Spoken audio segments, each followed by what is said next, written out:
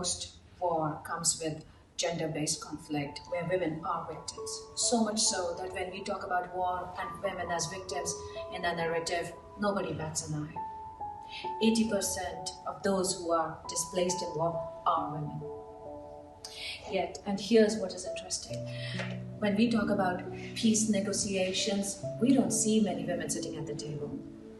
Did you know that despite the UN Resolution 1365 signed in 2000 that asks for women's equal representation in peace negotiations, besides of course protecting them against gender-based violence, we only have 8% of negotiators who are women?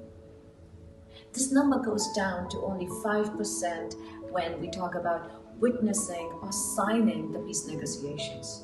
And hear this out, 2% of mediators, only 2% of mediators are women. Why? Why aren't women given the chance to be seated equally at the table during the peace resolutions?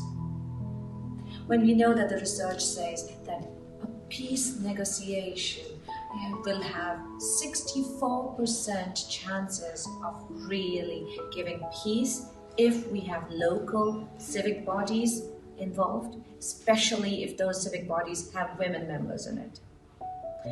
A peace agreement goes up and has a 35% more chance of lasting for 15 years if women are part of that narrative.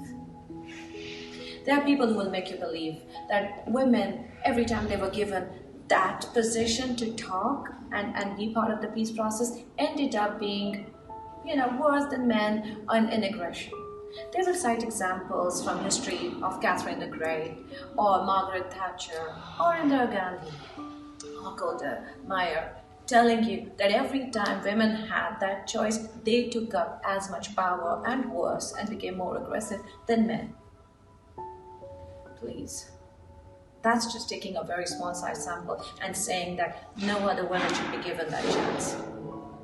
Equality cannot be restricted to a few examples. Let's talk about peace, and let's talk about women's role in the peace process.